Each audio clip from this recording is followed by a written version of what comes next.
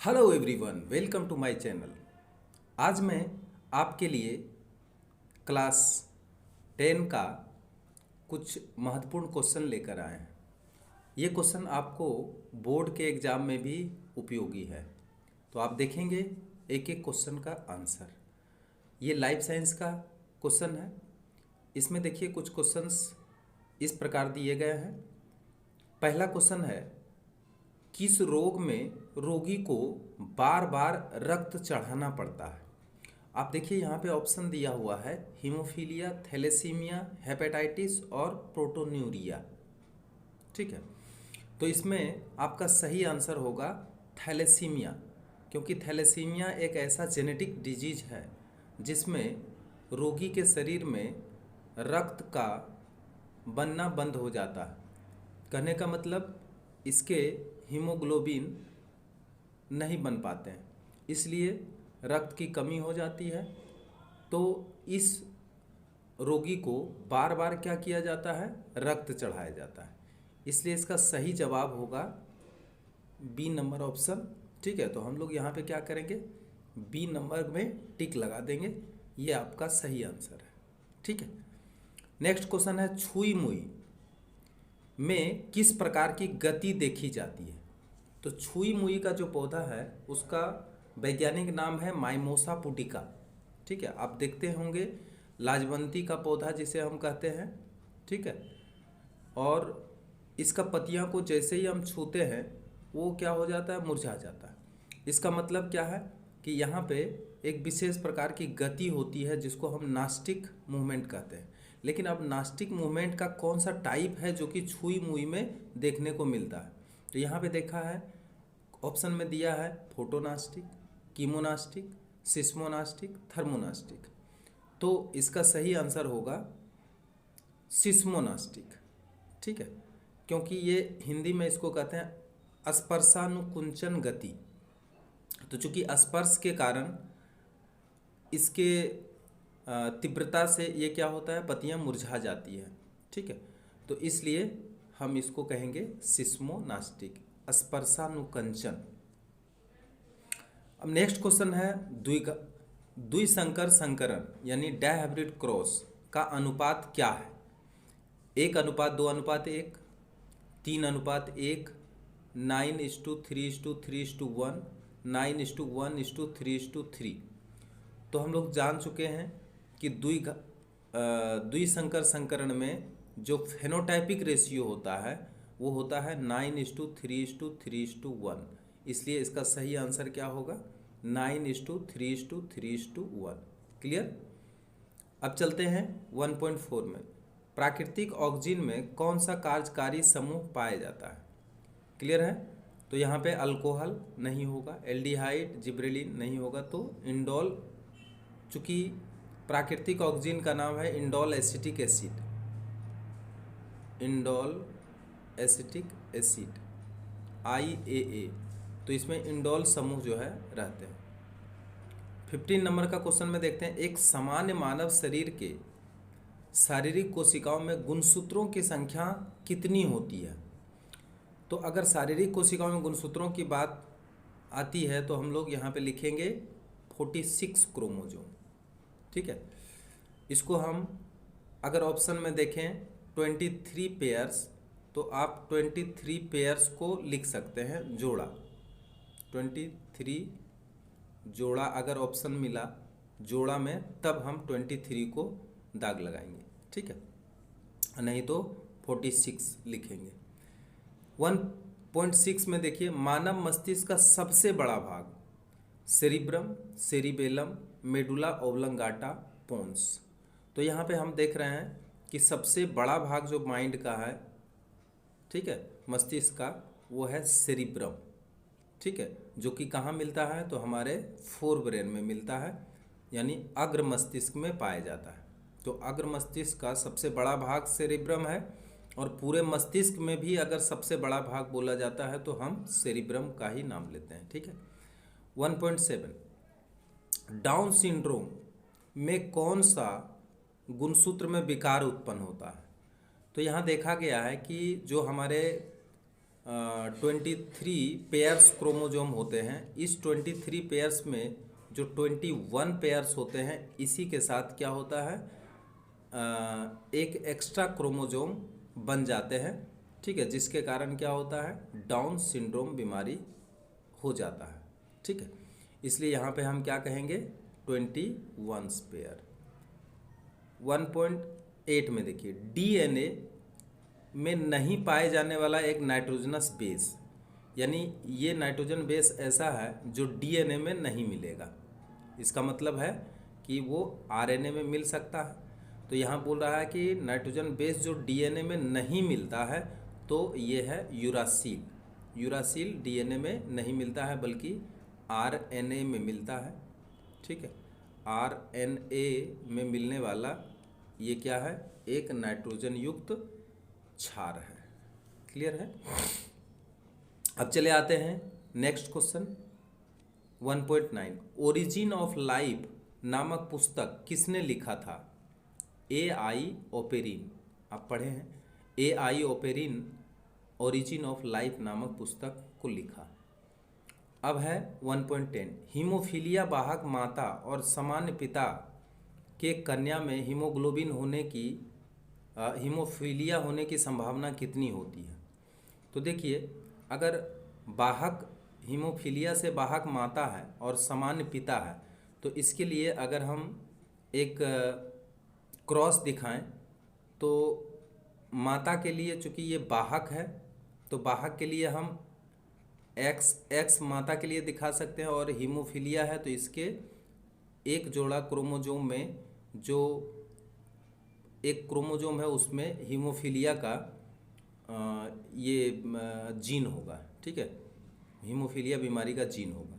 इसको अगर हम क्रॉस कराएं मेल के साथ जो कि एक नॉर्मल है, तो नॉर्मल मेल के लिए हम लोग XY का प्रयोग करते हैं और ये क्रॉस का निशान है।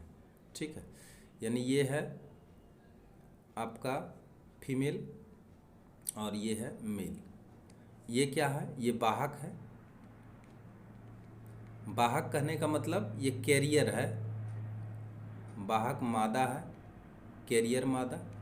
और ये क्या है, स्वस्थ पुरुष है, स्वस्थ पुरुष है। अब इसका जब क्रॉस कराएंगे तो यहाँ पे देखें कि यहाँ पे होता क्या है, इसमें दो तरह के गैमीट बनते हैं। ठीक है, ये गैमीट क्या क्या होता है, ये होता है X और दूसरा होगा X जो हीमोग्लोबिन से ग्रसित है, हीमोफीलिया से ग्रसित है। और इसमें भी दो बनेंगे जिसमें कि X होगा और Y होगा। अब इसका जब क्रॉस होगा तो क्रॉस होने से देखिए यहाँ पे क्रॉस होने से क्या होगा, ये हम लोग थोड़ा सा देख लेते हैं। ठीक है, क्रॉस होने से क्या हो सकता है, क्रॉस होने से X के साथ X का संयोग होगा, ये फीमेल होगा, और ये जो फीमेल पैदा होगा, कहने का मतलब ये जो पुत्री पैदा होगी वो बिल्कुल स्वस्थ होगी, यानी नॉर्मल होगा। ठीक है, दूसरा इस X का क्रोमोजोम के साथ ये Y के क्रोमोजोम का संयोग होगा और इसमें XY ये मेल पैदा होगा और ये भी बिल्कुल नॉर्मल होगा। ठीक है, अब यहाँ पे देखें X के साथ दूसरा X का मिलन होगा, तो इसमें क्या होगा, X और XH हो जाएगा, और ये जो पुत्री पैदा होगी ये कैरियर होगी, यानी वाहक पुत्री होगी। ठीक है, और फिर उसी तरह से इसका संयोग जब इसके साथ होगा तो एक ग्रसित पुत्र हो जाएगा। तो देखिए ग्रसित पुत्र हो जाएगा, लेकिन यहाँ पे कन्या का पूछा जा रहा है, ये है ग्रसित, यानी इसको बीमारी हो जाएगा। ग्रसित पुत्र एक पैदा हुआ, तो ग्रसित पुत्र ना पैदा हुआ, लेकिन यहाँ पे क्वेश्चन क्या है, यहाँ पे कह रहा है कि कन्या में हीमोफीलिया होने की संभावना कितनी है। तो वाहक का मतलब ये नहीं हुआ कि इसमें हीमोफीलिया हुआ है ना, अर्थात ये कैरियर है, इसमें लक्षण प्रकट नहीं होते हैं जब तक कि वो ग्रसित नहीं हो जाते हैं, इसलिए आंसर इसका होगा 0%। ठीक है, यानी पुत्री जो है 0% इसमें क्या होगा, ग्रसित होने का संभावना हो जाए। नेक्स्ट क्वेश्चन देखिए, रासायनिक समन्वय किसे कहते हैं? एंजाइम को कहते हैं, हार्मोन को कहते हैं, प्रोटीन को कहते हैं, या वसा को कहते हैं? ठीक है, तो आप जानते हैं रासायनिक समन्वय जो होते हैं वो हमारा हार्मोन होते हैं। समन्वय दो प्रकार के होते हैं, एक है केमिकल कोऑर्डिनेशन और दूसरा है फिजिकल कोऑर्डिनेशन। तो फिजिकल कोऑर्डिनेशन हम नर्वस सिस्टम को कहते हैं और केमिकल कोऑर्डिनेशन हार्मोन को कहते हैं, इसलिए यहाँ पे आंसर क्या होगा, हार्मोन होगा। अब आगे बढ़ते हैं और देखते हैं नेक्स्ट क्वेश्चन। एक प्राकृतिक ऑक्सीजन्स इसमें से क्या है? इंडोल एसिटिक एसिड, इसके बारे में पहले चर्चा कर चुके हैं। 1.13 में देखिए, इंसुलिन स्रवित होता है किससे? पीयूष ग्रंथि से, थायराइड ग्रंथि से, वृक्क से, अग्नाशय से। तो इंसुलिन हार्मोन अग्नाशय से क्या होते हैं? स्रवित होते हैं। अग्नाशय के जो लेंगरहेज की दीपिका है उसके बीटा कोशिका से क्या होता है? इंसुलिन हार्मोन का स्राव होता है, बीटा सेल से होता है। ठीक है, अब आगे आता है क्वेश्चन प्रकाशानुवर्तन। अब यहाँ पे देखिए, प्रकाशानुवर्तन जो है इसमें क्या होता है कि प्रकाश नामक उद्दीपन के दिशा का प्रभाव पड़ता है। ठीक है, इसलिए ना ही ये स्वतः गति होगा, ना ही ऐच्छिक गति होगा, ना ही अनैच्छिक गति होगा, तो होगा क्या? प्रेरित गति होगा, इसलिए यहाँ पे दाग लगाएंगे प्रेरित। डायबिटीज मिलेट्स कौन से हार्मोन के कमी से होता है? अभी अभी हम लोग देख चुके हैं कि डायबिटीज़ जो बीमारी होता है वो हमारा इंसुलिन हार्मोन के कमी से होता है। ठीक है, अब आगे बढ़ते हैं और देखते हैं नेक्स्ट और कौन से क्वेश्चन है। ठीक है, तो आगे बढ़ते हैं। अब देखिए नेक्स्ट क्वेश्चन, यहाँ पे लिखा है कि आरएनए में डैश शुगर पाया जाता है। ठीक है, डीएनए में मिलता है डीऑक्सीराइबोज शुगर, आरएनए में मिलता है राइबोज शुगर। तो यहाँ पे क्या लिखेंगे आंसर में? Ribose sugar, ribo sugar. ठीक है, हिंदी में भी लिख सकते हैं, अंग्रेजी में भी। यहाँ पे हिंदी में भी लिख सकते हैं राइबोज शुगर। अच्छा, इसके बाद है आनुवंशिकता के जनक किसको कहते हैं? मेंडल को कहते हैं। तो आप यहाँ पे लिखेंगे मेंडल। आनुवंशिकता का जनक किसे कहते हैं? मेंडल को, जिसका पूरा नाम क्या है? Grigor John Mendel. पूरा नाम क्या है? ग्रिगोर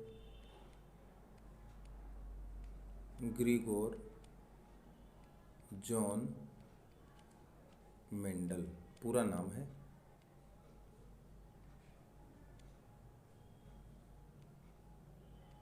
ठीक है, केंद्रक का विभाजन को क्या कहते हैं? कैरियोकाइनेसिस कहते हैं, कैरियोकाइनेसिस,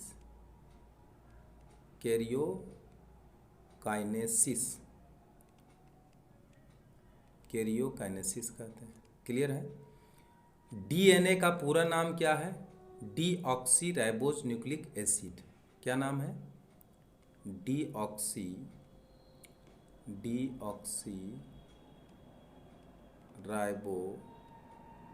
न्यूक्लिक एसिड। ठीक है, हिंदी में भी आप लिख सकते हैं deoxyribo nucleic acid, deoxyribo nucleic acid, deoxyribo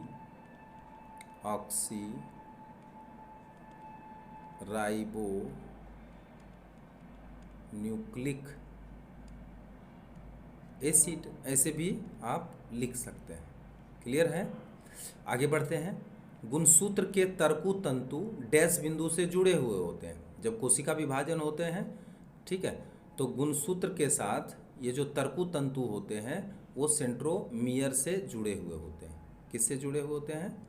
centromere से जुड़े हुए होते हैं, सेंट्रोमियर। इसको काइनेटोकोर भी कहते हैं। क्लियर है? म्यूटेशन का सिद्धांत किसने दिया? म्यूटेशन का सिद्धांत किसने दिया? ह्यूगो डेविरिस। ह्यूगो ऐसे लिखना है आपको, ह्यूगो डिवेरिस, ह्यूगो डिवेरिस, ह्यूगो डिवेरिस। इस तरह से फिल इन द ब्लैंक्स आप भर सकते हैं। अब आते हैं क्वेश्चन सही गलत। आरएनए आनुवंशिक ग्राहक है, क्या होगा? फॉल्स, क्योंकि आरएनए क्या करता है? प्रोटीन का संश्लेषण करता है। डीएनए क्या करता है? आनुवंशिक गुणों को एक पीढ़ी से दूसरी पीढ़ी में ले जाता है। पुरुष का लिंग क्रोमोजोम XX है, ये भी क्या होगा? फॉल्स होगा, क्योंकि अभी अभी थोड़ा देर पहले हमने पुरुष का जीनोटाइप बताए थे XY। धान में कीट परागन होता है, ये भी फॉल्स। धान में क्या होता है? वायु परागन होता है। गुआनिन और साइटोसिन के बीच में 2 हाइड्रोजन बंधन होते हैं। आप देखिए G के साथ C जो जुड़े हुए होते हैं, गुआनिन और साइटोसिन, इसके साथ हाइड्रोजन का ट्रिपल बॉन्ड होते हैं, जबकि यहाँ पे लिखा 2 बंधन होते हैं, ये भी फॉल्स। नेक्स्ट क्वेश्चन, मटर के पौधे के फूल में स्वपरागन और परपरागन आवश्यकतानुसार किया जाता है, बिल्कुल सही, क्योंकि ये बाइसेक्सुअल फ्लावर है और बाइसेक्सुअल फ्लावर में स्वपरागन भी हो सकता है और परपरागन भी हो सकता है। ठीक है। अब आता है क्वेश्चन, पैरामीशियम का प्रचलन अंग फ्लैजेला है, क्या सच में है? नहीं है, सिलिया है, इसलिए यहाँ पे लिखेंगे फॉल्स। ठीक है। अब आगे क्वेश्चन देखते हैं कि ये मिलाने के लिए मैचिंग दिया है, तो सबसे पहले 1 नंबर देखिए, अंध बिंदु कहाँ पे मिलेगा? अंध बिंदु कहने का मतलब जहाँ पे ऑप्टिक नर्व और रेटिना एक साथ जुड़े हुए रहते हैं, तो ये है आपका ऑप्टिक नर्व और रेटिना के जुड़ने का स्थान। साइटोकाइनेसिस क्या है? साइटोकाइनेसिस है कोशिका द्रव्य विभाजन की घटना, और इसके फलस्वरूप सेल प्लेट का भी निर्माण होता है। तो यहाँ पे देखिए सेल प्लेट लिखा है, तो प्लांट सेल में ऐसा होता है कि साइटोकाइनेसिस के फलस्वरूप सेल प्लेट बनते हैं, इसलिए यहाँ पे सेल प्लेट में मिलाएंगे इसको। अंतरावस्था की अवस्थाएं, अंतरावस्था में मुख्य रूप से 3 अवस्थाएं होती है, वो है G1, S और G2 फेज। थाइमिन, इसको अभी छोड़िए, पहले ये देख लेते हैं। CSF क्या है? मस्तिष्क कोशिकाओं के पोषक तत्व, इसलिए इसको पहले मिला लें। ये है मस्तिष्क के कोशिकाओं के पोषक तत्व। कोइसरबेट्स क्या है? बृहद कोलॉइडल समन्वय, क्योंकि कोलॉइडल के मिलने से ही कोइसरबेट्स का निर्माण होता है। AI ओपेरिन ने ऐसा बात कहा है। अब जो शेष बच गया है उसको हम क्या करेंगे? इसके साथ मिला देंगे। क्लियर है? अब यहाँ पे कह रहा है बेमेल चुनो। बेमेल चुनो कहने का मतलब क्या हुआ कि इसमें जो मेल नहीं खाता है। यहाँ पे देख सकते हैं कि रेटिना, प्यूपिल और कॉर्निया, ये सब हमारा आँख का पार्ट है, जबकि सेरिब्रम जो होता है ये हमारा ब्रेन का पार्ट है, इसलिए निश्चित रूप से क्या लगाएंगे आप आंसर? सेरिब्रम। कीमोनास्टिक गति किसे कहते हैं? ठीक है, परिभाषा आप लिखेंगे। ठीक है, वैसे नास्टिक गति जिसमें रासायनिक पदार्थ के तीव्रता का प्रभाव से पौधों के अंगों में गति होता है, उसे ही कीमोनास्टिक गति कहते हैं। एलल्स किसे कहते हैं? ये आप लिख सकते हैं, होमोलोगस क्रोमोसोम के एक ही लोकस पर उपस्थित एक जोड़े विरोधी लक्षण वाले जीन को ही हम क्या कहते हैं? एलल्स कहते हैं। एक न्यूरोट्रांसमीटर का नाम एसिटाइल कोलिन, क्या लिखेंगे? Acetyl choline, acetyl choline. ठीक है, ये न्यूरोट्रांसमीटर है। मुकुलन किस प्राणी में पाया जाता है? हाइड्रा। यहाँ प्राणी बोल रहा है इसलिए हाइड्रा हम लिखेंगे। हाइड्रा एक ऐसे एनिमल है जो मुकुलन विधि द्वारा क्या करते हैं? प्रजनन करते हैं और लैंगिक प्रजनन करते हैं, इसलिए यहाँ पे लिखेंगे हाइड्रा। यही अगर प्लांट्स होगा तो इसका आंसर होगा ईस्ट। उसके बाद नाइट्रोजन विहीन एक उद्भिज हार्मोन का नाम बताइए। आप लिखेंगे जिब्रेलिन, जिब्रेलिन, ठीक है, जिब्रेलिन आप लिख लेंगे। पहले जोड़े के आधार पर दूसरे जोड़े में खाली स्थान भरें। तो यहाँ देखिए, यहाँ लिखा राइबोस और यहाँ लिखा डीएनए और यहाँ लिखा डीऑक्सी राइबोज। तो इसका मतलब आरएनए में राइबोज शुगर मिलता है और डीएनए में डीऑक्सी राइबोज शुगर मिलता है। माइलिन शीथ क्या काम कर सकता है? ठीक है, न्यूरॉन के एक्सोन के चारों तरफ माइलिन शीथ होता है। ठीक है, ये संवेदना का भी हस्तांतरण कर सकते हैं और न्यूरॉन के एक्सोन को रक्षा भी कर सकते हैं। ठीक है, तो एक फंक्शन इसका लिख लेंगे। अगर ये वीडियो आपको अच्छा लगा हो तो इसको अधिक से अधिक आप शेयर करें। ठीक है, और जो नए हैं वो सब्सक्राइब जरूर करें। Thank you very much.